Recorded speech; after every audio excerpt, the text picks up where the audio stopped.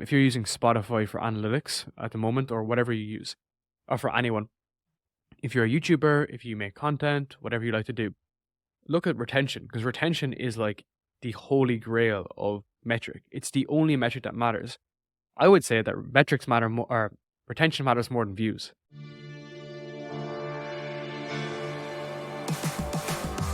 This is On Camera, On Brand, a show for professionals who want to look good on camera, but don't have the time or expertise to turn their office into a Hollywood studio. In each episode, Rob Ruscher uncovers how professionals can get the most from their home or office setups. If you invest the time to share your stories on camera, you should be on brand. Darren, we're skipping the intro. I had a little note here. I had some nice things I was going to say about you, but I don't want to lose that retention. So I'll just say 3 years you've been doing a podcast. You have currently 169 episodes on YouTube. Some of those are in the six figures, which I feel like for any podcast is huge. I mean, that's awesome. You have a couple that are a couple 100,000 views. You touch on a wide range of subjects, but you have this like kind of business mindset.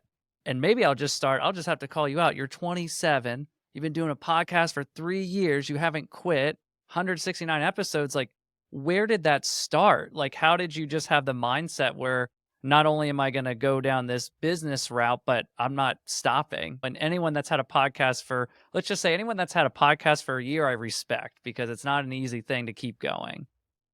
I really appreciate that because you know how difficult it is on the inside, right? When you peel back the onion, it's not just posting videos on the internet. There's a lot more to it, right? And for me, it was definitely deeply rooted in insecurities because it was the first thing I've ever done that was public, like truly public. And when I was 24, when I started it, I wasn't like this founder or CEO or entrepreneur who has the experience, but not the content. I had no experience and no content. So I basically came at this as a pure student. And then my perspective on this was, I'm a student, I'm here to learn. I can interview people and I can tell them in messaging that, oh, I'm a student, I'm here to learn. And they would do it. But the perception of people elsewhere will be different.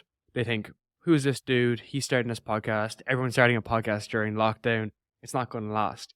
And I saw those like daunting statistics, which is like 90% of podcasts don't get to three episodes. Of the 10%, 90% do not get to 20. So that's like 0.1 of a human, right? So all these statistics were baked in my brain. And it was very similar to when you hear about starting a business. 90% of businesses fail in the first 3 years. And of the next 10%, 90% of those fail within 5 years. And for me, it was kind of like, is it the business or is it the person? Because we've seen recently that like, you can scale any business, you can grow anything. But it's like, who's behind this, right? So I knew I was coming at this with a massive learning deficiency. I had no experience in production, management, anything like this. My background was in software engineering, but I wanted to do something that was very social. So during COVID, I was working in management consulting, which seems as boring as it is. And I got to the stage whereby I was very unfulfilled in what I was doing because I was 24 years old. I was in this large program with a lot of other people and I was quite similar, okay? Previously, I worked in investment banking, I worked in startups, and I was kind of creating my own path. But now I just become very similar to everybody else. So it was like at this point, I was like, okay, I want to start something. And I had a background in starting different businesses, but I was like, I want to do something that's social. And because it's something that's social, going into the content space is completely different, right? We need this new type of interaction with people. And I was thinking like, how am I even going to put this together? So I knew it wasn't going to happen overnight. It's like creating your first business. It doesn't happen overnight. But when you create a first business, you do it in the shadows and no one knows about it. And when you fail, you don't even tell your friends. But I always knew that this was going to be highly public. So my goal here was just to stick to it for the long term. And almost every episode, just change something. Just change something small. So we started with audio and it was as boring as you can imagine, just an audio channel. And I had lots of ums and ahs. I said the same stuff like 8 times over. I would spend all Saturday and Sunday editing the same file and chopping out my mistakes, not even the guests, just my mistakes. And I was like, something has to change here, which is I have to get better. So when I was on a path of like performance and trying to actually improve, the results didn't really even matter because I was getting 30 downloads anyway. That didn't make a difference. So the goal was to get better, not to be perfect. And that's something that I'll always write about my content, because there's this misconception amongst younger people that it has to be perfect. You have to have like the best clothes, you have to look great, you have to have the business, you have to all this stuff. Whereas the vast majority of this, it's been imperfect. I've had crappy lighting, I've had, terrible connection, I've had these issues over time, but it's about doing it every single day versus trying to get it perfect. And I think this has served me well going on to build my business, because we get so caught up in our head that, we need to get to the final stage. Whereas for me, the 3 years have just flown by, because every week it's like, we're turning this dial, we're making this better, we're making that better. And that's what makes this more of like a journey versus like actually thinking of the destination. And I think it served me incredibly well, because a lot of my earlier pursuits in life, non-business related or non-podcast related, was quite similar. Sport, individual sports, even team sports, all came back to the same premise, right? You do lots of off season, lots of training, lots of coaching, and then you get to the stage, to the episode, and it's performance. And that's going to be the trajectory of my life, not necessarily of my podcast. And I think podcast is a variable of what I'm doing. It's not actually, it's irrelevant what the variable is. It could be anything. It's going to be the same principle, right? Is that we're looking to get better, not to be perfect all the time. Yeah, no, that's a great way to look at it. I mean, when you started the podcasting, so you said at first it wasn't video, you just did the audio.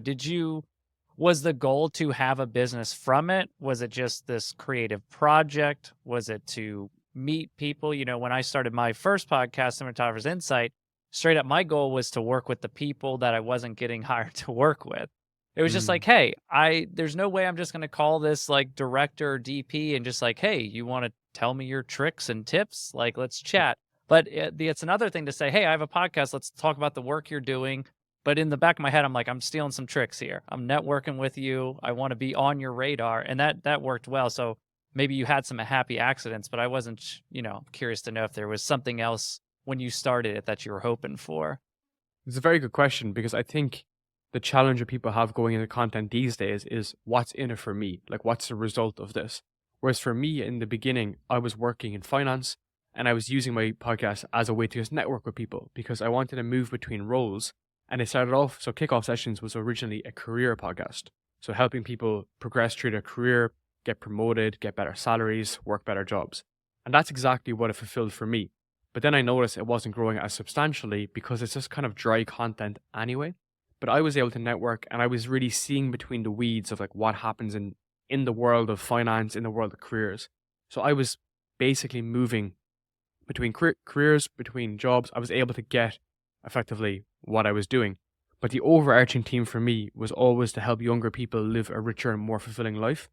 And the reason why that is there is because I went through these periods whereby I was just super unfulfilled in what I was doing. I did the degree, got into the good jobs, got into good companies, and I really didn't like it. And when I started releasing podcasts, everyone that I initially knew in my hometown would reach out to me and say, hey, I feel the exact same way. Like, I did all this stuff, I put all this money into education, and I don't like it as well. And that's when I started progressing and started picking up more speed. So then I kind of get to a stage, even though I had only a couple of hundred downloads, where it's like, I actually feel like a duty to be releasing these episodes, because I would get feedback from guys, and guys never share feedback, right? That they say, this has helped them, they're on the right path, it's moving in the right direction. And then I think over time, as I kind of started to think more independently in terms of this could be a business or there's something adjacent to here that I could do, is when I kind of moved more into the online business space. Because what I realized is a lot of people that I was interviewing was moving away from careers. They were more founders, entrepreneurs, and they were very similar to myself in many regards, right? They were young guys trying things on the internet, turning massive dials and seeing what happens. And that's when I started getting my first bit of traction in terms of the business side of stuff. It's like, okay, people were reaching out, they were engaging, they liked the content. And initially, I was doing a lot of career coaching, would you believe? Because I was this young guy in a senior finance role. So people would often ask me, oh, like, how can I get into a similar position? So that's where I was like, okay, with me getting very little downloads, this is something that's worked to some degree. It's an MVP. Maybe let's add some petrol and add some steroids to it and see where we can take it. And that's kind of where we've got to the stage where now where it's basically as much as we could possibly do a day. That's the kind of goal, is literally how can we create as much content on as many platforms all day, every day. And that's kind of where we're moving towards next. We're not there at the moment, but we're definitely have that in our path coming up. So how many years into it was it clicking then when you said you started finding maybe your niche, if you will, of the founders and the solopreneurs, and that's how I found your podcast, from some of those which are great. So we'll give the shout outs at the end. People should definitely check out some of those. But how many years into doing the podcast was it like, oh, okay, I see things happening and working here? I would say a year. So I'd say after the first year, I'd recorded with some kind of big online entrepreneurs that were more kind of creators, but also, have companies, have coaching programs, have supplement brands, because I have my backgrounds in bodybuilding, right? So I'm quite just interested in that space. So when those episodes were moving, I was like, this is interesting. So these guests are very difficult to get. They're very difficult to contact. But when you do contact them, they pop. And they're just like wildfire, right? You don't even need, I had a very small following at the time, and they just, I don't know what it is. It could be keyword search. It could just be the fact that they trend on YouTube. They would just fly off the shelf. And I was like, oh, okay, there's something in this. And my process to doing this was I would look at all my episodes and I would just filter them based on highest performance. And I would try to find what are the topics and what are the patterns in the interview. And it's like, what are the patterns here? And the pattern would often be like, personal story, their kind of struggle. But the biggest part is how it relates to the listener. And this is what the creators get so right compared to like the founders and entrepreneurs, is that a creator first knows how to make it relatable and make it relevant. And that's something that I just did not even see when I was looking at these episodes. I was like, how does this connect? Like, where's the connection here? And some of the biggest guys, they can always bring the story back to, a younger version of them. And that's something that I've been actively working towards, is like, how do we make this applicable to someone that's 25, 24, who's just starting out? And for me in the online business space, it's like making your first dollar, getting the first client, getting the first sale. But for these people, it could be getting fit, it could be getting healthy, cleaning up your nutrition. So seeing those similarities was interesting, because then you added another layer on top, whereby from episode 50 to episode 100, I was able to tap into more the creator entrepreneur, which is kind of your Justin Welsh, your Dan Go, who are relevant, relatable, but then they have these booming businesses that are desirable. So it's kind of like that Hormozy like equation, which is like desirable outcome, perceived effort, time delay. Like, how can we actually do this?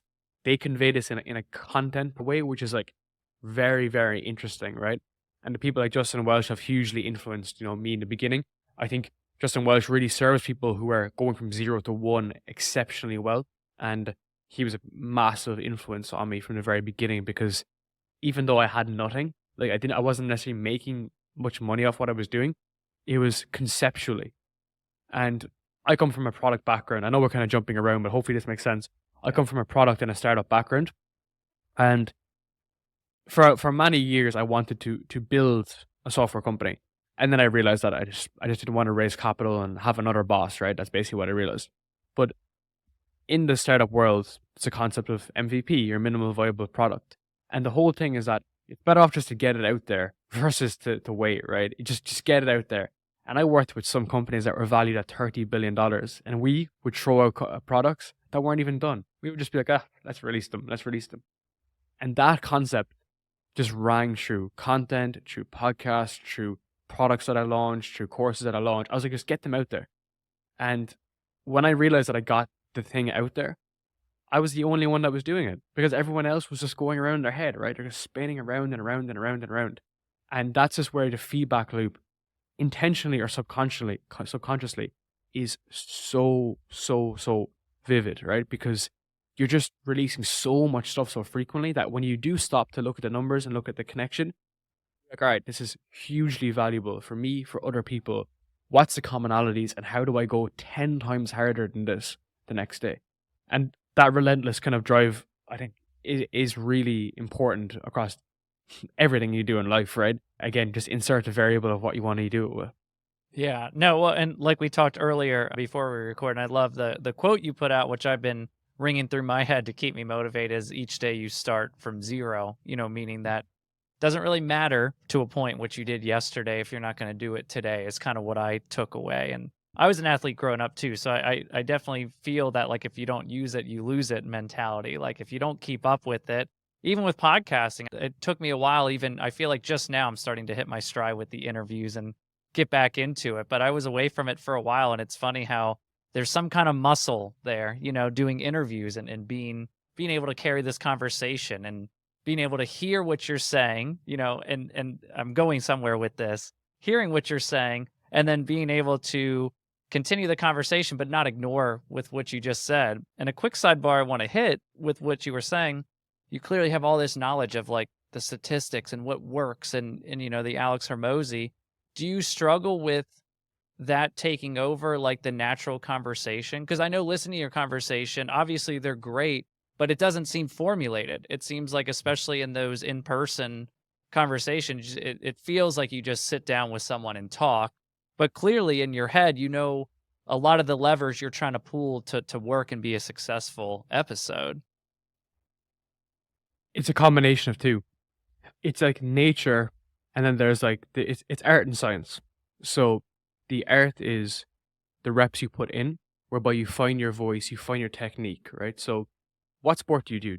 Do you run? Do you row? What do you do in a pastime? Oh, I played ice hockey. Perfect, right?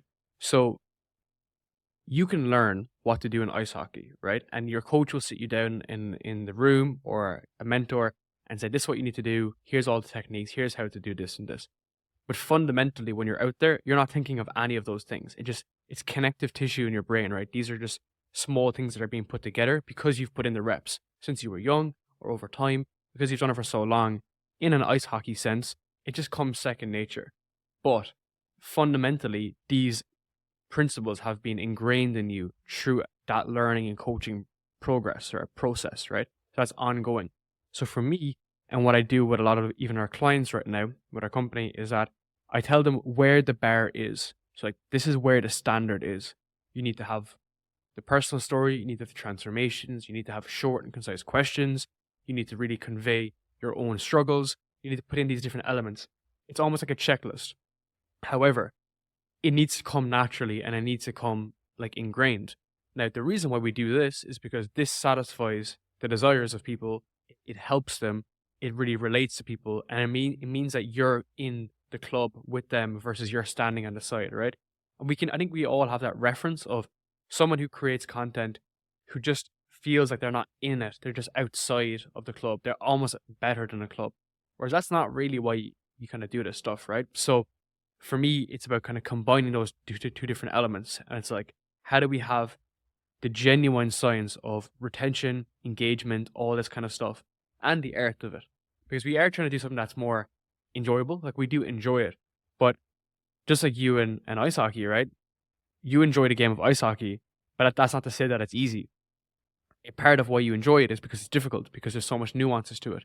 And that's the side of it that I enjoy. Because it's the same with in the business sense, right? There's some parts of business that I really enjoy, and there's some parts that I find really difficult. But I find it difficult because it's part of it, not because I don't like it. That's part of the struggle, right? So some people like this have done this 10 times better than I have. The likes of Chris Williamson, which you might be familiar with, who lives in the States now. He's a scientist at interviews. We, in our team, so for context, I have my podcast, which is called Kickoff Sessions. I have my company, which is called Voix. The guys who are in Kickoff Sessions as the team became the team in Voix, and now we manage my different clients. But we did a content review yesterday or Monday, and we were looking at the structure length of the questions that Chris Williamson was saying. How long are the words in the sentence? And we analyzed the questions. The questions he was asking had like 4 words in them. And they're some of the most impactful questions you could ask in the world. He has the best interview questions of all creators in the entire world. And some of the questions had like 4 words. That is not by chance. It's completely intentional. And he works with a speech therapist. He does all this kind of stuff. And he really enjoys what he does, right? But he views it as a scientist. And he has the art. So it's like you're the best athlete in the world. They got to that stage, or Usain Bolt, for instance. I was a runner as a kid. Usain Bolt was 19 years old, winning like the 400 meter like world championship. He used to run 400 meter. He didn't train for 400 meter. He was like, he just showed up in Jamaica and he just ran on dirt and he would win the national championship and go to the world championships for youth. But then when he became a 100-meter sprinter, it became all science. Everything is science in 100. I used to run 100 as well. It's only science in 100. It's not art. It's how it's done. There's an entire structure. And he struggled with that in the beginning because he's super relaxed. He couldn't tap into the fact that he needs to be nuanced based. So again, everything that you do has the exact same principle at a very high level. Now, I'm not even at that level yet, but I think that if I want to even, touch it, like graze it, I need to think like it. Because that's what the best entrepreneurs, the best founders, the best podcast hosts, that's what they do, right? They're ingrained in data and metrics, and that's where they separate themselves. I feel like that's such a key point to like getting to the next level in some ways. Because my like cinematography career, I have a very similar story where I felt like I was hitting a ceiling and I wasn't getting like the bigger jobs. I wasn't getting on the big sets that I wanted to. And for some reason, I just in my mind, I was just like, man, I don't want to be too techie, right? Like even friends that know me joke because I would always just like brush it off. It's just, I got to feel it, and now I just like, what a fool. Don't do that. Anyone listening, like as soon as I got real techie and it's like, I could tell you the stops, I can read stops from any setting on the camera, the ND, the filters, I would have those like memorized what they would do and why. And the interesting thing is then, especially being younger and trying to get on those bigger sets, I usually was the youngest person. When I started talking that language, and I was like mathematical with everything. No, this light is double. It was just like everything was to a science. It's like you gain respect, and then all of a sudden it was like those jobs came. So that's pretty interesting. You saw that with your podcast too, and I guess I haven't gotten to that point to like sit down and go back and be like, maybe there's some ways with my own podcast I can be more technical with what I'm doing. And a nice way to do this is like, if you're using Spotify for analytics at the moment, or whatever you use, or for anyone, if you're a YouTuber, if you make content, whatever you like to do, look at retention, because retention is like the holy grail of metric. It's the only metric that matters. I would say that metrics matter more, or retention matters more than views, right? Because so what retention means is the amount of the episode that was viewed, right? For like the percentage that you watched of the video. Yeah. So out of everyone that watched, the percentage that viewed that video. Now, do you want 80% retention with 1,000 people, or do you want 1% retention of 1,000,000 people, right? And this is where like the world gets upside down because we're looking at the wrong metrics of success. And that's the only metric that actually matters. So I'd often look at an episode which I thought was good, and it would be like 40% or 50%. I'm like, why is that? Well, I have the timestamps. Now I'm looking at the timestamps, I'm looking at the episode, and I'm like, okay, people drop off when we're asking these questions, So it is a numbers based, because I did a survey of my audience recently and asked them a bunch of questions, being like, do they want more experienced guests? Do they want more younger guests? Did they want more? What were they? It was like personal stories or much more like tactics. And the answers was different than the data. Now, I didn't release that, and I should probably, but it's very hard to convey this. But basically, what happened was people were saying that they wanted more balanced guests, so older guys, younger guys, and they wanted more tactics and techniques and personal stories. But to be honest, that's not what the data says. The data says we want younger people who are very relatable, and we want more personal stories. So less tactics, less techniques, and less experience. So that kind of put me in this weird position, because I was like, all of our episodes are saying different than 1,000 people that were surveyed. Mm-hmm. So again, that's where like feedback, unless it's one-to-one, can sometimes be difficult to work off. Whereas if you were to just look at the data, you can kind of deduce this yourself, but you just need to know what metrics you're looking at and like why this is actually valuable. And I share this with my clients, I work through a lot of these with them, and they think that some of it could be quite technical, but I'm like, look, this is why we're not getting to new people. And I use these metrics because this is the metrics that YouTube use, right? When they push your content, and no one understands this that well, I'll try to explain it really clearly. YouTube has a shelf life, and I learned this from shorts initially. This is where I initially, because I was like, I got really good at creating shorts, and I was like, why am I good at creating shorts? So that's the whole thing. Is that so? Not that I am good at doing it. It's just like, why am I good at doing it? And the reason why is YouTube have a shelf life. So if you imagine a bookstore and you see all the shelves of a book, your content starts at the bottom shelf with all the crusty books, all the boring books that no one reads. And over time, if it meets new users and the retention is high, it will graduate to the next rung of the shelf. And it can only move up to the midsection at eye level, which is most valuable, if retention is high. Not if you have a lot of views, just if retention is high. So that's where everyone looks at it the wrong way. They're like, oh, this video has lots of views. But it's like, the video has lots of views because it has a high retention rate, which has pushed the content to new users. It's completely different, right? So clients or prospects will say to me, oh, we want more views. And I'm like, but you need better content. That's the whole idea, right? And this is why it all goes down to this premise, is that we need good questions, we need good topics, we need to bring it back to the user, we need to make it relevant and relatable. And there's just that disconnect. And I think where we're going now, like, we have a very, very, very strong team that are very detailed with content. And some of them are very young deliberately because they're in the space of like the space of content. And it's less about how it looks and it's more about what's being said half the time, right? We still need good cameras, good studio, whatever, but it all goes back to the quality of the content, right? Yeah. No, that's interesting. And I do want to, I'll save this. I do want to ask about the in person. But before that, so you started audio, it took about a year, and then you felt like you were building some traction. When did you start getting on camera? And was that like a huge thing for you? Was that like a thing you had to get over in your head? Was it just a money thing? Or all of a sudden you're just like, it's got to be done, because I feel like Yeah. a lot of people put up barriers that don't necessarily need to be there. And obviously we'll get into it, but let's just be honest. Most of this conversation, you're talking about YouTube statistics. So clearly the video portion is huge for you now, but Huge. let's back up to how that started for you.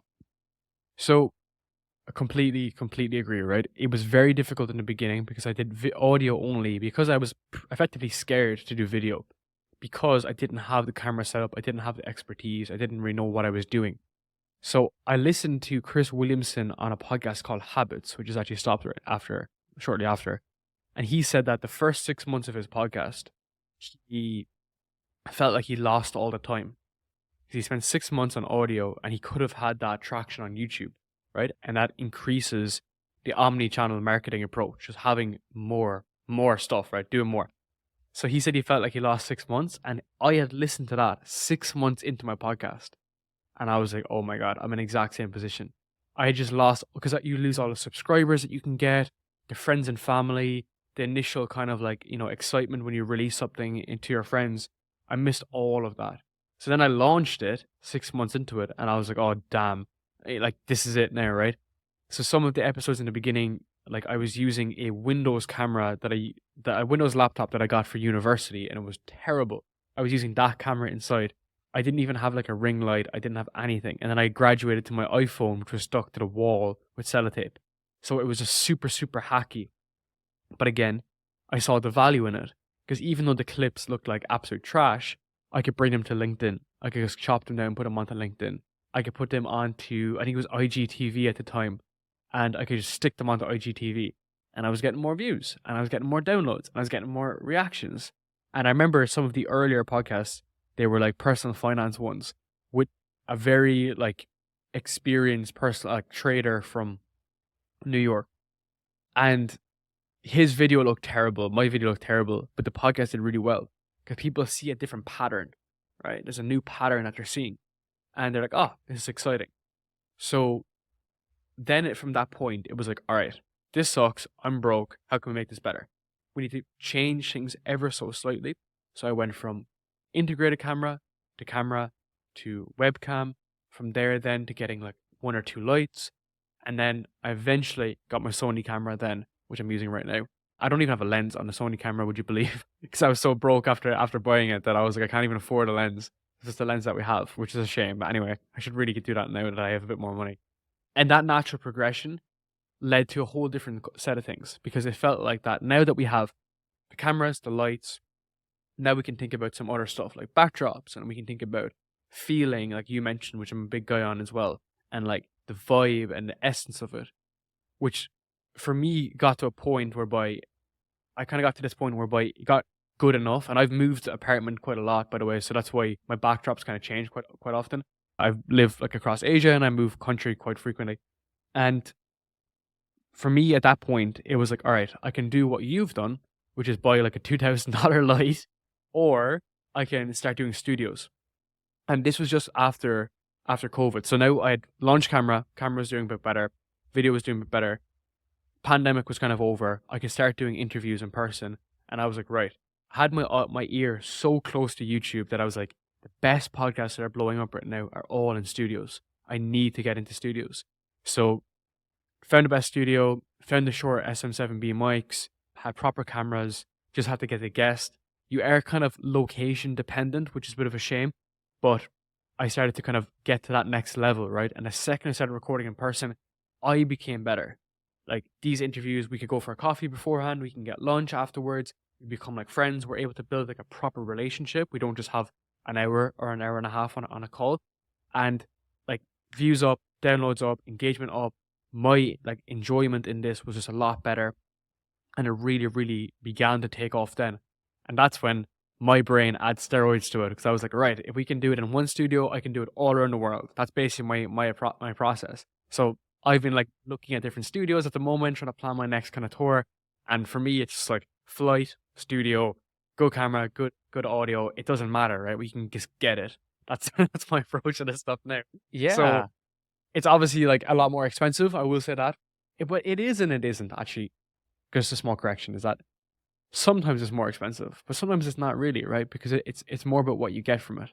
Yeah, I know there's even in Pittsburgh, there's a studio here that I've used, not for podcasting actually, to film, but they have like podcasting set up, and you can pay like a pretty low amount an hour, to rent it with all this stuff. And a lot of the things are pretty plug and play. You just show up, especially with your guest, or you can still remote someone in. So that's a great reaction. But yeah, let's stay on the in-person, because we were talking before and you said the numbers between like the in-person interviews versus remote, and even if it's still video, it's all on camera, but the numbers from being in with somebody, and I think anyone that's done an in-person podcast can tell. I know like with Tristan and the team at Motion, we set up something and had in-person interviews for the podcast, and there's such a better flow. There's something, even though with all this technology and we can look as good as we want, I can hear you fine. But like you said, there's something about being in the room, grabbing a coffee before, grabbing lunch. Like there's some kind of vibe about that you can't replace online. But you've seen it in numbers, like with analytics. So beyond all that, what were you seeing with the differences between the remote and the in-person stuff? So let's divide it into two sides. There's the human element, which, as we discussed, there's better flow of communication. We don't have like headsets and whatnot, or even if you do, it's a very natural conversation. So we're in person, it's very natural. There's no break in the audio. Then there's other aspects of the video is better, our audio is equalized, so it sounds better for the listener when we get to that stage. So that's the human element. So just undoubtedly, it's just a better production and hopefully a better conversation. On the data side, then you can find like your favorite hosts or your favorite podcast and look at those comparisons between in-person and remote. Now, it is multifactorial, so I'll try to break it down without boring people, is the fact that the episodes perform better on views when it's in-person versus remote.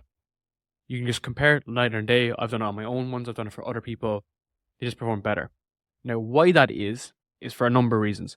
One, I feel like the guest is more invested because they're after like driving, they're in the studio, they're in Pittsburgh, and now they're recording. And as a result, they actually want to share the content because they're like, look at me, I'm in this great studio, it's looking fantastic. So we tap into their audience and it grows much more substantially. The host on a subconscious level has put in the $100 or $200 to record in person and is now even more inclined to push the episode even further. So he's performing better in the podcast, so is the guest, and now on a distribution element, they're both pushing the content more too. So it's moving even faster, right? That's the second element. And the third element, which gets more into the social media side of things, is that when we get a in-person podcast that from film has like the right structure, so maybe like my upper body is in the frame, my clip is in the frame, I'm facing the camera, or there's a very good camera that's soft lighting on my face. they have better retention because people are watching it and they're seeing very high quality video, regardless of content, right? Regardless of content. Very high quality video in comparison to an integrated camera like a MacBook or even what we're doing today, right? Just slightly better. And the last element here is I feel like that coming from 2022 to 2023, that remote podcast setup just got very saturated. Like every content that you saw on Instagram. So this is when Reels were trying to pull it back from TikTok. They were trying to bring in more people from TikTok.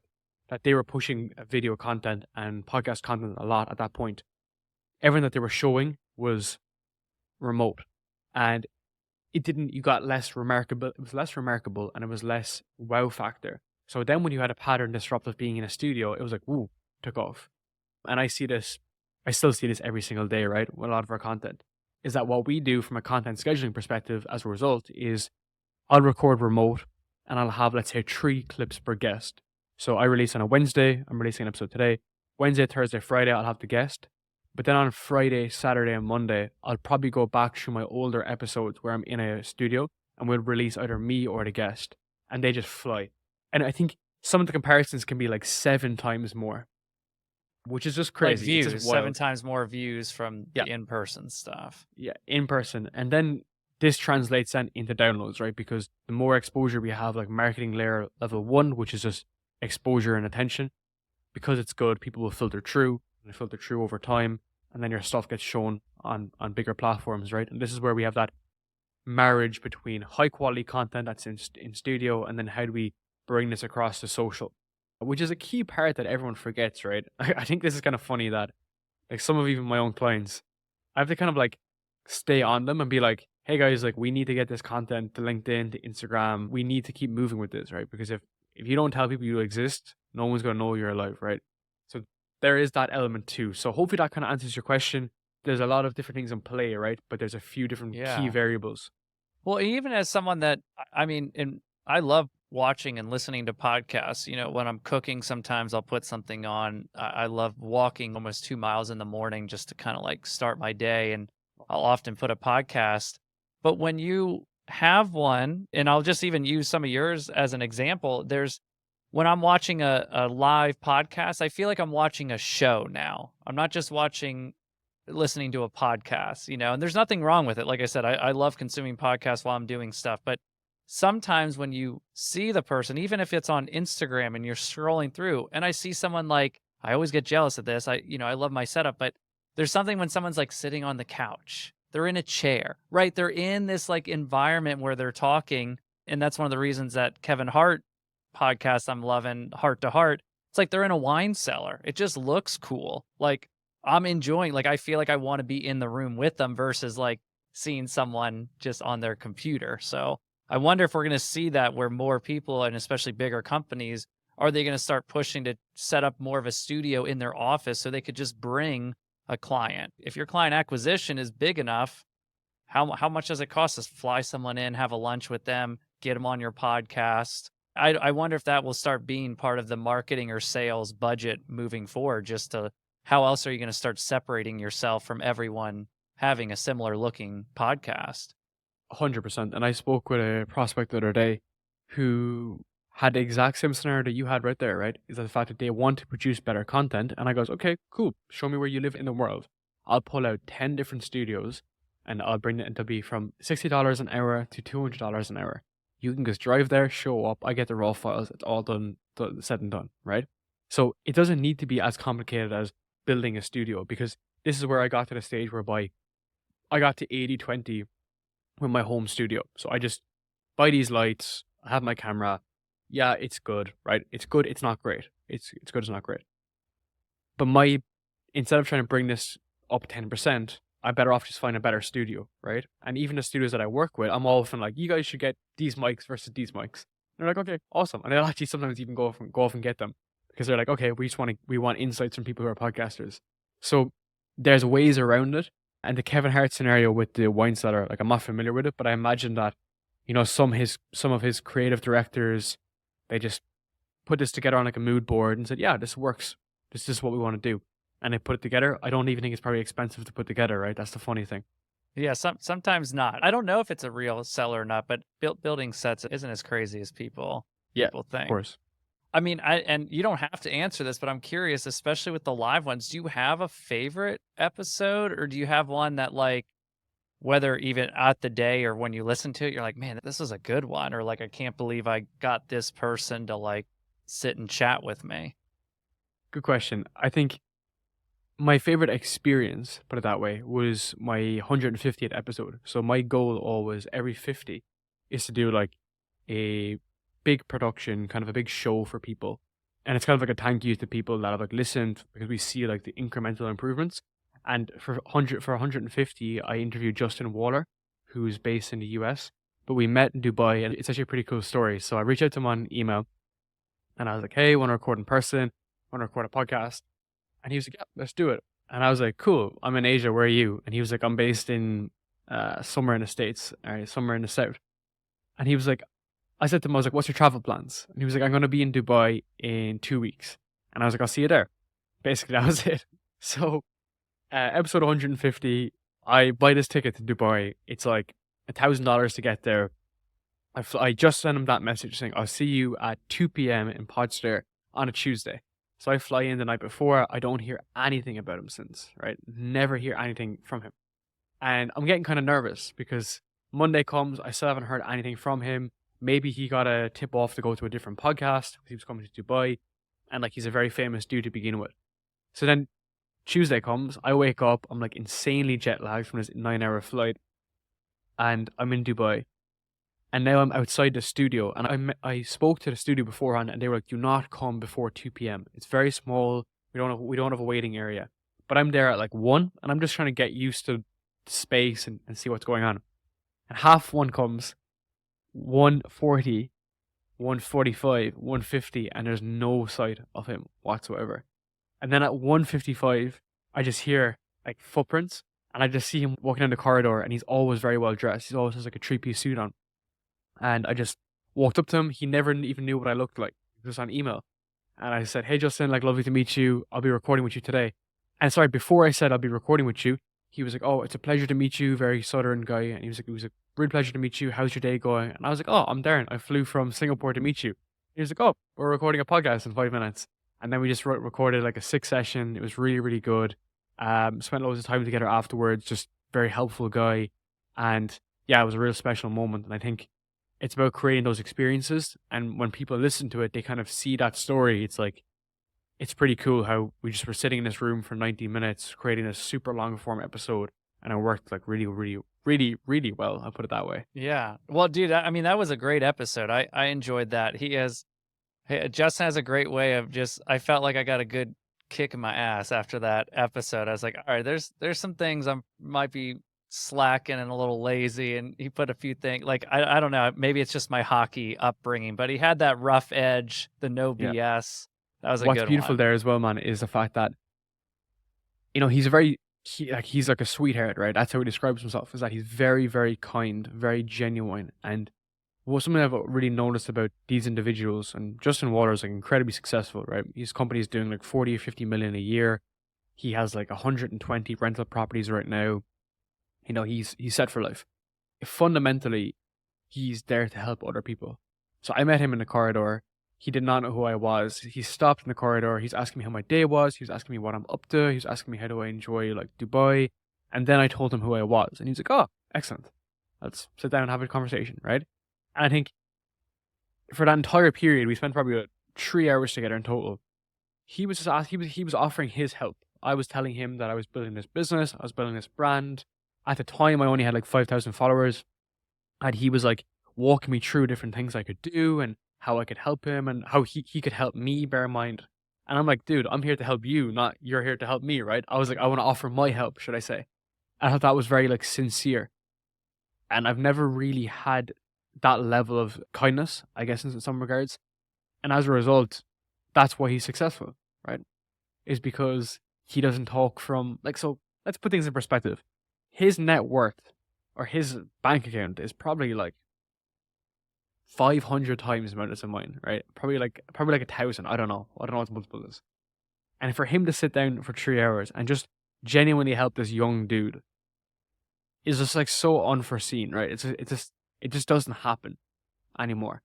Yeah, but I think And you might be ignoring what you're doing. Like, think of it. You're a young kid. You flew to another country to meet him. The one chance you had, you said, okay. I mean, how many people, even in my scenario, much smaller than Justin for sure, like working, so many people would reach out, oh, I'd love to do what you're doing. I'd love to get on film set. Okay, cool. Like, I'm going to be here. No one does it. No one puts in the work. No one goes out of their way. I mean, I did that with like ASC cinematographers, and to get on their radar, I would drive 4 to 6 hours if they were somewhere on set and they said, "Oh yeah, we're grabbing dinner if you want to come." It's like, I'm there. Like, but you did that. Like, you made that opportunity, and I think too, like, to double down what you said, I think that's why he is also as successful as he is, because of that, like, openness to network and meet. Like, even so many of these famous movie stars and stuff, sometimes you hear their stories of how they get started, and it's because they talked to someone at the bar. You know, they had a great conversation. Like Matthew McConaughey, his first movie, oh man, what was not Ridgemont High? That's another one. He does the all right, all right, all right. I can't believe I yeah, can't think of it now. I'll have to think of this. But I don't know if you know that movie, but he really got that movie because his buddy said, hey, there's this writer, Richard Linklater, who also directed the movie. Come in, come in. So he was who he was. He was flirting. He was drinking. He was exactly who he needed to be for that movie. And the story ends where, and it's in his book, which is a great one, Green Lights. I don't know if you've read that, but really great book. Anyways, it ends with them smoking weed about 3 a.m. in this cab going home. And he turns to him. He's like, yeah, we got auditions at 9:30. And he's like, yeah, I'll be there. I mean, how many people would have just been like, I can't do it. But he like did what he had to do, showed up to the audition, and the rest is history. He took it and I ran. love that, man. I It's love that awesome. because I think that a lot of people they think that it should be structured, right? I'll get this opportunity when I do this thing, or when I get to 100 episodes is when I'll be at this new level. But you never like arrive, right? You're just always ongoing. So that principle of going from zero. When I recorded these podcasts, I don't get up and look at the data or look at my analytics and think I'm amazing. I get up and think, right, let's do it 10 times better. Let's keep on going. Let's keep improving. And I think that's what opens up these opportunities. And the way my podcast has moved and the way my business has moved and even my lifestyle, you know, has not been orchestrated. It's mainly been like a series of opportunities that have led me to new positions.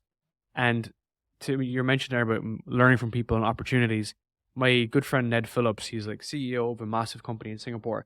He's founder of the company too. He was saying something very interesting. It was like the internet sets a new baseline of our standards.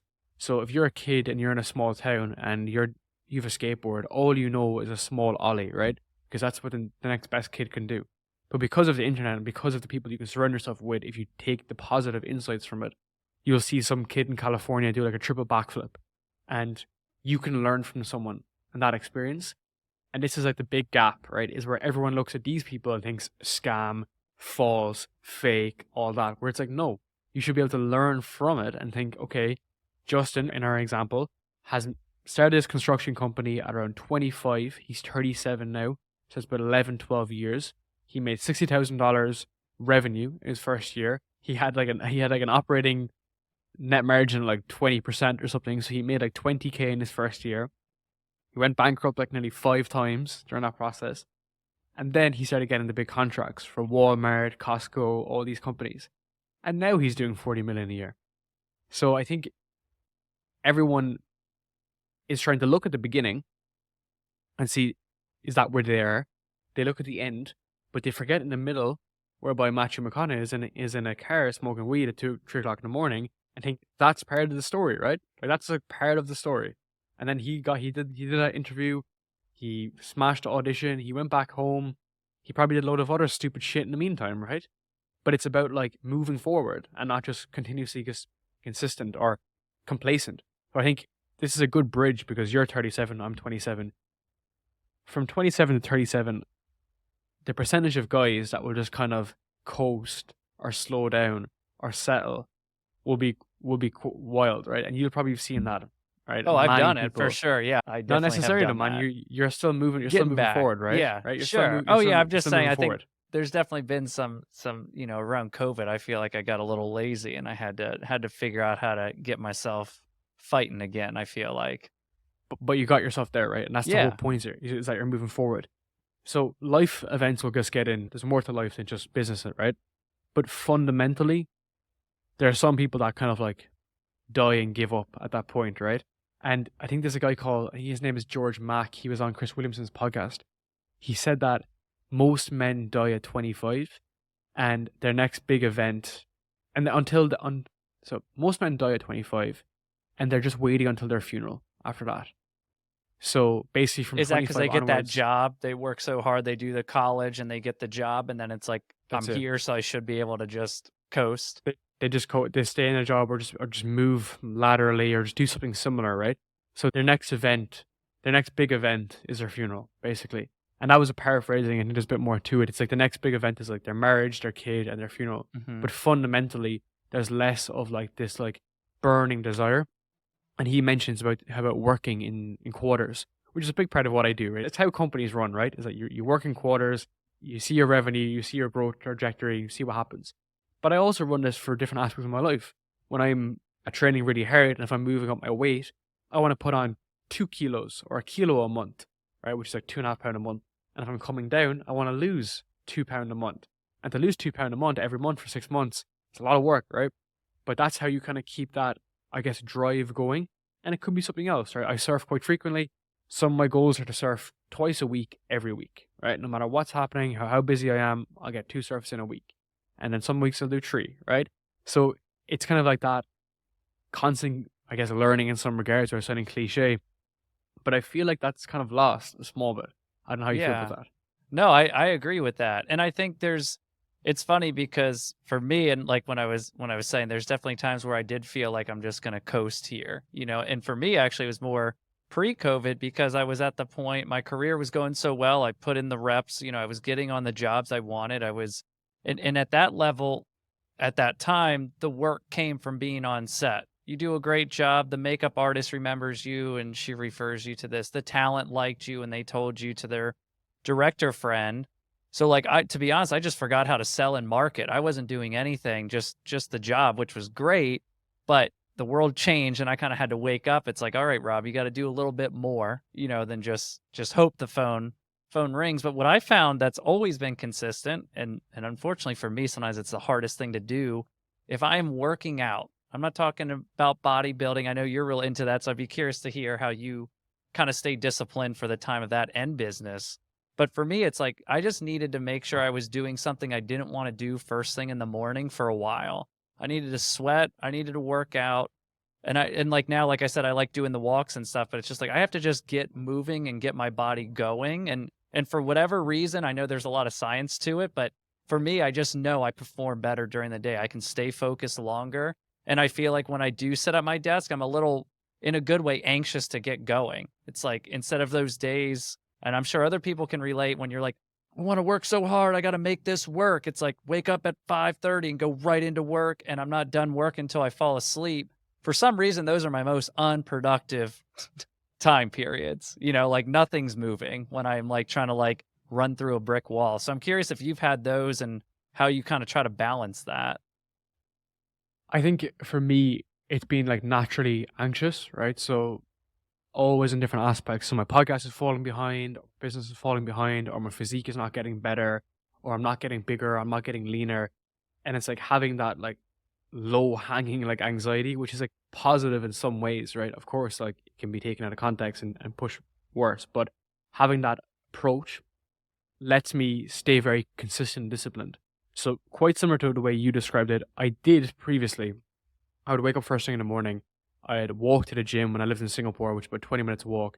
I would train, I would come back, and then I would eat and get into work. Now, for me, I felt sometimes that I was actually doing a lot of output, that I was getting quite tired from that.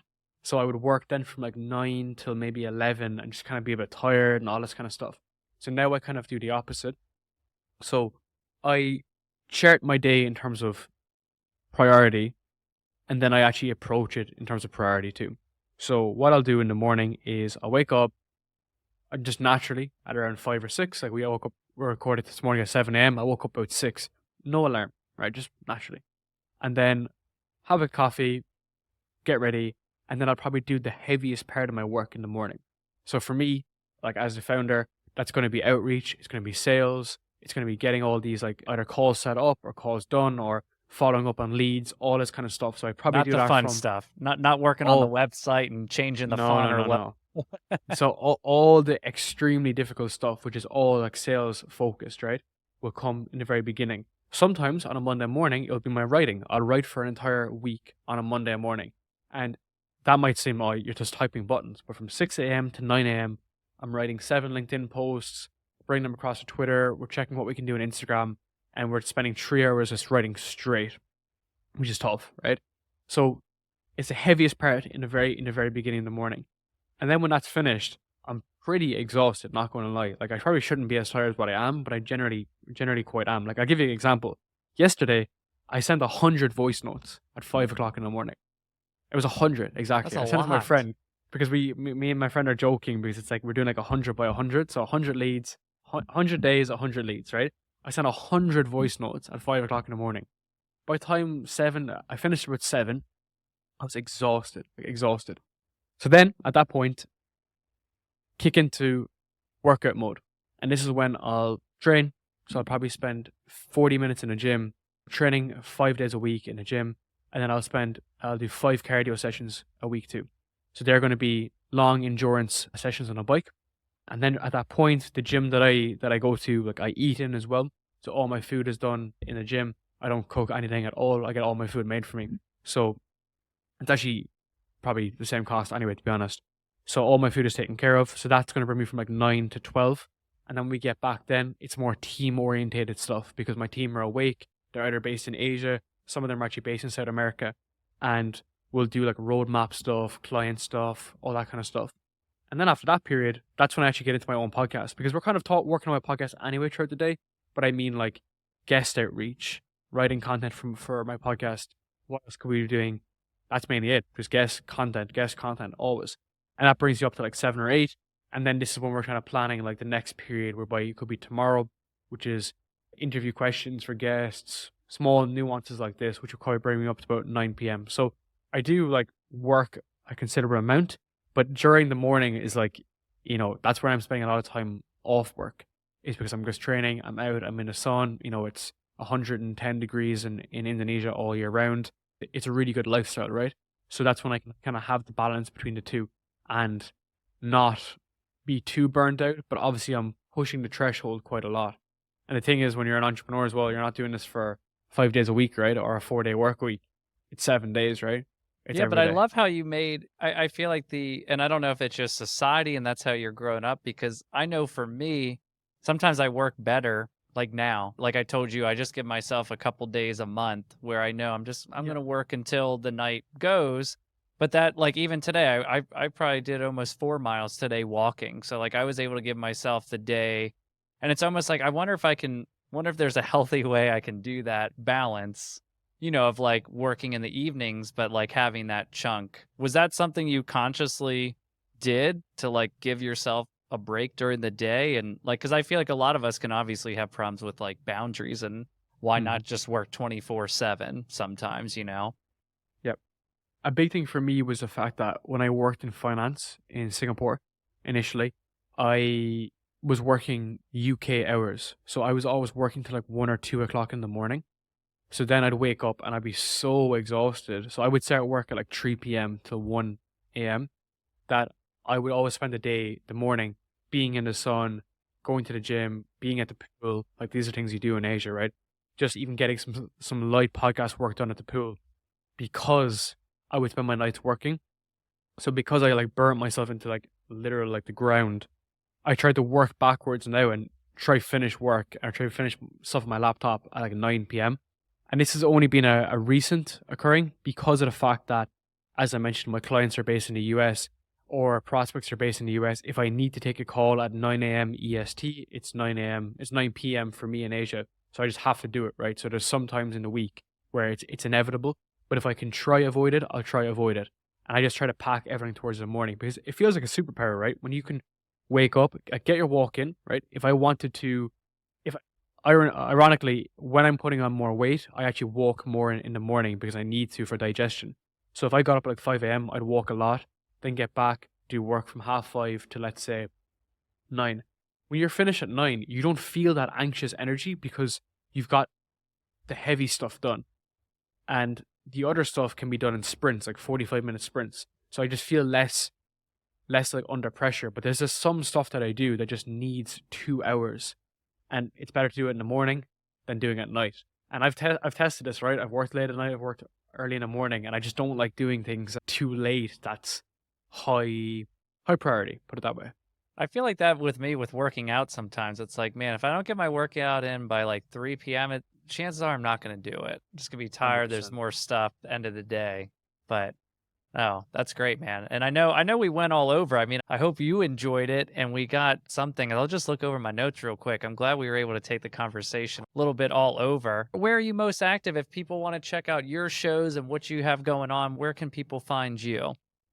So I think to learn more about podcasting and to learn more about content, you can find a lot of my stuff on LinkedIn, just through Darren Lee. If you want to check out the podcast on YouTube, it's under Darren Lee, and same on Instagram is on Darren Lee as well. And that's more, helpful content, more stuff around kickoff sessions for people, more online business orientated. But if you're more interested in the content side of things, that's where I push everything is through LinkedIn. Awesome. Well, Darren, thank you again, man. Seriously, thank you for taking the time. Thanks for starting the day with you Pleasure. On camera, on brand. Appreciate it, man. Thank you, man. And let's do more in the future, man. I appreciate it. Yeah, definitely. Thanks for checking out On Camera, On Brand. This episode is produced by Motion, a podcast agency that helps B2B organizations create their own shows. If you enjoyed what you learned, check out more episodes at motionagency.io/oncameraonbrand.